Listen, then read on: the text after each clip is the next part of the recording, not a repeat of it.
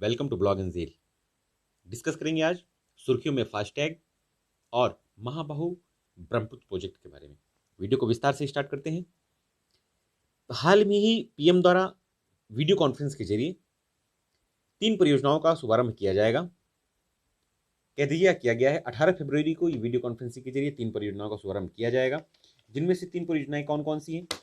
3 परियोजनाएं हैं महाबाहु ब्रह्मपुत्र, माजुली ब्रिज और तीसरी है धुबरी फूलबाड़ी ब्रिज।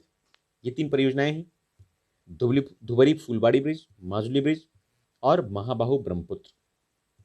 एक एक के बारे में विस्तार से जानते हैं। इन तीनों परियोजनाओं का शुभारंभ करने का मेन उद्देश्य है जो भारत का ईस्टर्न सेक्टर है, यानी कि भारत का पूर्वी भाग, असम, नागालैंड, मणिपुर, मेघालय, इन सबको परिवहन की सुविधाएं प्रदान करना और व्यापार के लिए कनेक्टिविटी प्रदान करना। महाबाहु ब्रह्मपुत्र नाम से ही क्लियर है कि महाबाहु कुछ प्रोजेक्ट है जो ब्रह्मपुत्र नदी पर बनाया जाएगा। तो भारत के पूर्वी भाग में इसको बनाने का मेन उद्देश्य क्या है? भारत के पूर्वी भाग में बिना किसी बाधा के कनेक्टिविटी प्रदान करना। इसकी शुरुआत की जाएगी पोत संचालन के उद्घाटन से की जाएगी, जिसमें रोल ऑन और रोल ऑफ के जरिए यात्री सेवा के रूप में इसकी शुरुआत होगी। बात करें इसके बारे में विस्तार से, तो इसके अंतर्गत अंतर्देशीय जल परिवहन टर्मिनल, जो अंतर्देशीय जल परिवहन टर्मिनल है उसमें जैसे उदाहरण के तौर पर लेते हैं कि उत्तरी और दक्षिणी गुवाहाटी, निमाती माजुली द्वीप, तीसरा है जोगी घोपा के धुबरी हाट और सिगीमारी, इनको जोड़ा जाएगा इस प्रोजेक्ट के तहत। दूसरा है माजुली ब्रिज। माजुली है क्या? माजुली भारत का सबसे बड़ा नदी द्वीप है। ये ब्रह्मपुत्र नदी का फ्लो है, ब्रह्मपुत्र नदी है। ब्रह्मपुत्र नदी के बीच में यहां पे आप देख रहे हैं, यह है माजुली द्वीप। माजुली द्वीप को सबसे बड़ा नदी द्वीप घोषित किया गया है। भारत का सबसे बड़ा नदी द्वीप क्या है? माजुली। कई बार एग्जाम में पूछा गया है, भारत का सबसे बड़ा नदी द्वीप तो माजुली है। माजुली को सबसे बड़ा नदी द्वीप घोषित किया गया है और ये धान की खेती के लिए बहुत ज्यादा प्रसिद्ध है। तो माजुली में 2 लेन का एक माजुली ब्रिज क्या है? 2 लेन का एक पुल बनाया जाएगा जो ब्रह्मपुत्र नदी पर बनाया जाएगा, और यह ब्रिज उत्तर में माजुली से दक्षिण में जोरहट तक कनेक्ट करेगा। ठीक है, ये इस माजुली ब्रिज के बारे में है। अगला है धुबरी फूलबाड़ी ब्रिज। सुर्खियों में था धुबरी फूलबाड़ी ब्रिज, पीआईबी की न्यूज है, तो आधिकारिक न्यूज है। इसमें क्या है कि ये 4 लेन का एक ब्रिज होगा इसमें, जो ब्रह्मपुत्र नदी पर बनाया जाएगा। ये क्या है कि जोड़ेगा असम की धुबरी, एक गांव है असम के धुबरी से, को मेघालय के फूलबाड़ी, तुरारोग्राम, रोंगजेंग से जोड़ेगा। क्लियर हुआ? ये 3 परियोजनाएं हैं जो बहुत ज्यादा महत्वपूर्ण है, इनके नाम याद कर लीजिएगा। आने वाले एग्जाम में इनसे क्वेश्चन पुट ऑफ होंगे, एग्जामिनेशन पॉइंट ऑफ व्यू से बहुत ज्यादा इंपॉर्टेंट हो जाता है। आगे देखते हैं, अगला टॉपिक है फास्टैग। फास्टैग 15 फरवरी और 16 फरवरी को एप्लीकेबल कर दिया गया है, अनिवार्य हो गया है इंडिया में नेशनल हाईवे के लिए। ठीक है, इसे अनिवार्य किसने किया है? सड़क परिवहन एवं राजमार्ग मंत्रालय द्वारा। नेशनल हाईवे के सभी टोल प्लाजा, देखिएगा, नेशनल हाईवे के सभी टोल प्लाजा को फास्टैग लेन घोषित कर दिया गया है। नेशनल हाईवे के जितने भी टोल प्लाजा हैं उनको फास्टैग लेन घोषित कर दिया गया है, उनमें फास्टैग की सुविधाएं प्रदान कर दी गई हैं। फास्टैग क्या है? जाने फास्टैग क्या है। तो फास्टैग जो है RFID यानी कि रेडियो फ्रिक्वेंसी आइडेंटिफिकेशन टैग है। ये एक टाइप का टैग है जो अकाउंट से लिंक होगा, बैंक अकाउंट से। बैंक अकाउंट चाहे सेविंग अकाउंट हो, करेंट अकाउंट हो, क्रेडिट अकाउंट हो, कोई भी अकाउंट हो, उसमें जो है ये लिंक होगा RFID, जिसमें वाहनों का, इसे जो फास्ट टैग है ये RFID जनरेटेड होगा, इसे वाहनों के विंड स्क्रीन पर लगाया जाएगा। RFID क्या है? RFID में क्या होता है कि RFID में रेडियो फ्रीक्वेंसी का यूज किया जाता है। RFID में रेडियो फ्रीक्वेंसी का उपयोग किया जाता है और एंटीना की सहायता से सिग्नल को रिसीव और ट्रांसमिट किया जाता है।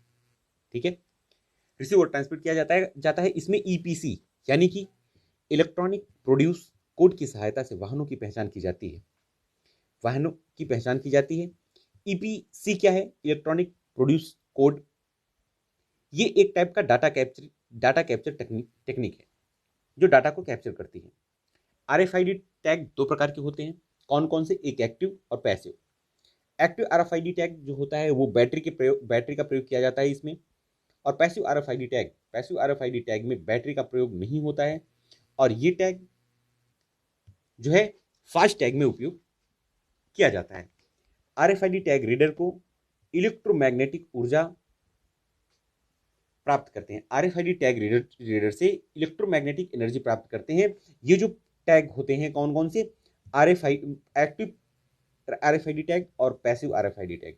ये दोनों टैग में से जो पैसिव आरएफआईडी टैग है जो फास्ट टैग में यूज होता है, ये क्या करता है कि आरएफआईडी टैग रीडर से इलेक्ट्रोमैग्नेटिक ऊर्जा प्राप्त करता है। क्लियर है? इसमें कुछ इस टाइप का सिंबल दिखाया जाएगा। इस मैप में इस चित्र को देखते हैं, इसमें क्लियर हो जाएगा। इसमें क्या है कि जो भी टोल प्लाजा होंगे उनके ब्रिज ऑटोमेटिक ओपन हो जाएंगे जब गाड़ी में किसी भी व्हीकल में आरएफआईडी से जनरेटेड फास्ट टैग लगा होगा। ये सिग्नल जनरेट करेगा। यहाँ पे एक एंटीना लगा होगा जो इस सिग्नल को रिसीव करेगा। रिसीव करते ही ये सेंसर ओपन हो जाएगा और बैंक इस बंदे के इससे जो भी बैंक अकाउंट लिंक होगा उससे इस टोल प्लाजा को क्रॉस करने का जो भी चार्जेस होगा इस व्हीकल के पर्टिकुलर व्हीकल के लिए वो कट कर दिया जाएगा, अकाउंट से डेबिट हो जाएगा। क्लियर हुआ? मैप में अच्छे से क्लियर हुआ? देखते हैं राष्ट्रीय राजमार्ग शुल्क नियम 2008 इसमें प्रभावी हो जाएगा। और इसके अंतर्गत क्या रखा गया है? इसके अंतर्गत ये कहा गया है कि फास्ट टैग वाले वाहनों को टोल प्लाजा फास्ट टैग लेन में प्रवेश करने पर जिनमें फास्ट टैग नहीं लगा हुआ है वो वाहन अगर टोल प्लाजा फास्ट टैग लेन से, यानी कि जो भी नेशनल हाईवे हैं जिनको फास्ट टैग लेन घोषित किया गया है, टोल प्लाजा फास्ट टैग लेन घोषित किया गया है, उनके जो भी टोल प्लाजा हैं उनसे जो भी व्हीकल क्रॉस की जाएगी जिनमें फास्ट टैग नहीं लगा है, उस श्रेणी के वाहनों के लिए निर्धारित शुल्क से दोगुने के बराबर शुल्क देनी होगी। क्लियर है? सड़क परिवहन एवं राजमार्ग मंत्रालय ने वाहनों के लिए एम और एन श्रेणी में फास्टैग अनिवार्य किया है। एम श्रेणी और एन श्रेणी क्या है?